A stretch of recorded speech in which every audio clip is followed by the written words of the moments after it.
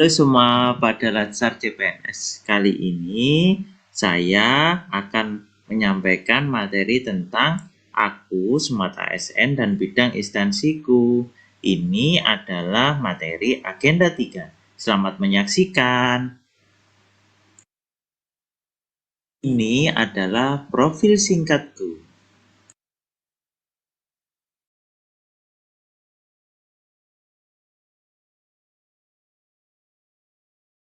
Adapun video kali ini, saya akan menampilkan yang pertama yakni profil instansi. Yang kedua, saya akan menampilkan visi misi instansi. Yang ketiga, saya akan menampilkan sejarah instansi. Yang keempat, saya akan menampilkan struktur organisasi.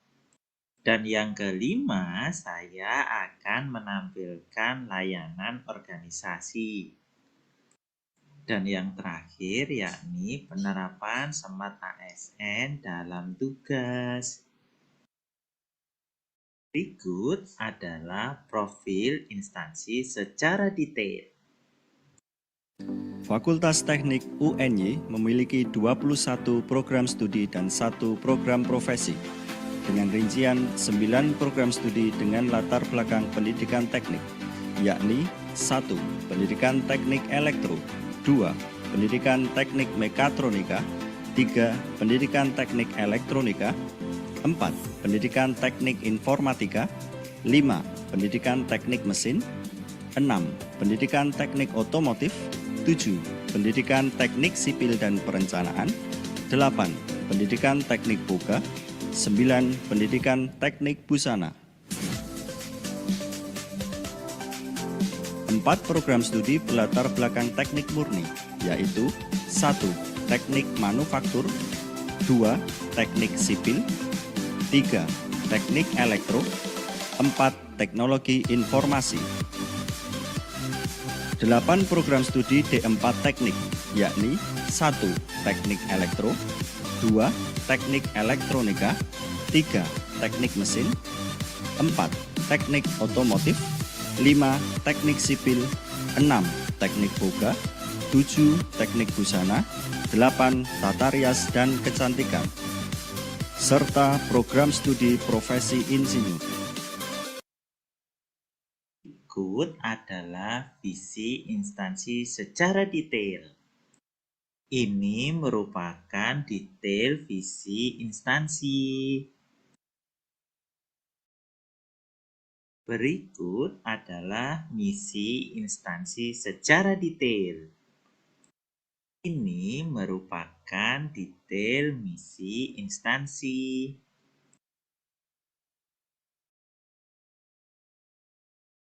Berikut adalah sejarah instansi secara detail. Awal berdirinya Fakultas Teknik Universitas Negeri Yogyakarta dimulai dengan dibukanya program kursus B1-B2 pada tahun 1956 yang bertujuan untuk mempertinggi mutu pengajaran dan meningkatkan tenaga pengajar pada sekolah-sekolah teknik di seluruh Indonesia. Pada tahun 1961 terjadi perubahan yang sangat mendasar bagi lembaga kursus B1-B2 dengan terbitnya Surat Keputusan Menteri PP dan K tanggal 7 Februari 1961 nomor 6/1961 yang merubah kursus B1-B2 Teknik menjadi Fakultas Keguruan dan Ilmu Pendidikan bagian Teknik. Ini adalah struktur organisasi secara detail.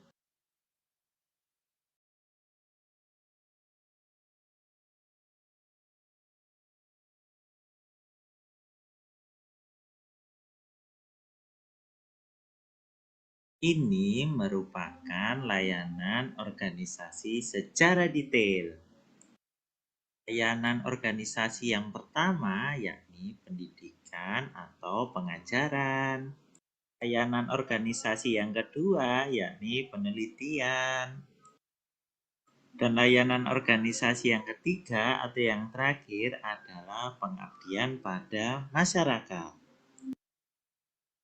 Berikut adalah penerapan Smart ASN sesuai bidang tugas. Oke, Assalamualaikum warahmatullahi wabarakatuh. Selamat pagi teman-teman. Hari ini saya akan melakukan presentasi terkait dengan Smart ASN. Jadi Smart ASN ini adalah dalam rangka penerapan Smart ASN yang digaungkan oleh Kemenpan RB dan Presiden Republik Indonesia. Nah, saya selaku dosen di Fakultas Teknik Universitas Negeri Yogyakarta, jurusan Pendidikan Teknik Elektronika dan Informatika telah menerapkan prinsip-prinsip atau telah menerapkan Smart ASN, di mana yang menjadi titik utamanya adalah ASN harus melek teknologi informasi dalam menjalankan aktivitasnya. Nah, berikut adalah beberapa yang telah saya lakukan dalam sebagai ASN yang smart seperti itu. Oke, yang pertama yaitu saya biasanya setiap awal semester itu selalu menggunakan KRS untuk mahasiswa di sistem siakat. Jadi di sini saya bisa mengetahui semua mahasiswa yang menjadi tanggung jawab saya di perwalian. Kebetulan di sini adalah mahasiswa perwalian saya bisa ngecek yang status aktif, cuti, semua di sini bisa. Bahkan sampai cari KRS per mahasiswa pun juga bisa saya lakukan seperti itu. Yang berikutnya adalah setelah pengajaran itu saya biasanya melakukan input presensi kuliah terhadap mahasiswa yang hadir atau yang tidak hadir. Nah, itu teknisnya adalah biasanya saya panggil satu persatu setelah di akhir perkuliahan.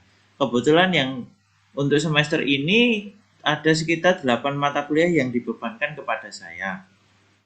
Seperti itu. Jadi saya input secara manual, nanti di sini input baru, maka bisa muncul berapa mahasiswa yang masuk dan tidak. Oke. Lalu berikutnya adalah saya menggunakan aplikasi e-learning milik UNY. Nah, kebetulan namanya adalah Bismart.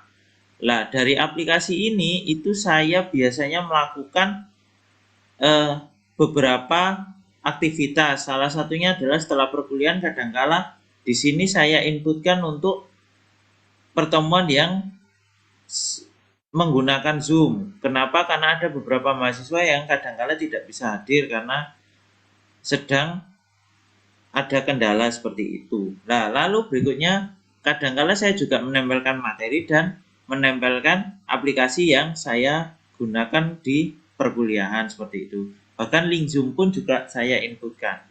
Lalu berikutnya adalah saya mencari jurnal yang terupdate, yang terindeks Scopus itu dengan menggunakan situs milik Science Direct. Jadi Science Direct ini saya masuk melalui ini milik Perpusnas, Perpustakaan Nasional. Setelah saya masuk, kebetulan saya sudah punya member di sana, lalu saya klik Science Direct, maka secara otomatis akan mengakses ke Science Direct. Oke, ini kebetulan saya mencari tentang item response theory. Kebetulan ini berkaitan dengan IRT yang ada di statistik seperti itu. Dan yang terakhir biasanya saya lakukan adalah ketika melakukan pengajaran secara online, saya biasanya mengonlinekan aktivitas tersebut ke YouTube. Ini biasanya yang saya pakai konten-kontennya. Kenapa? Karena ini juga bisa bermanfaat ketika ada beberapa mahasiswa yang terkendala tadi di e-learning, maka yang saya tempel di e-learning tadi itu sebenarnya sumbernya dari sini, dari YouTube ini. Seperti itu, Bapak Ibu, kira-kira gambaran besar atau yang sudah saya lakukan untuk menjadi ASN yang smart. Seperti itu. Kurang lebihnya saya mohon maaf. Terima kasih. Wassalamualaikum warahmatullahi wabarakatuh.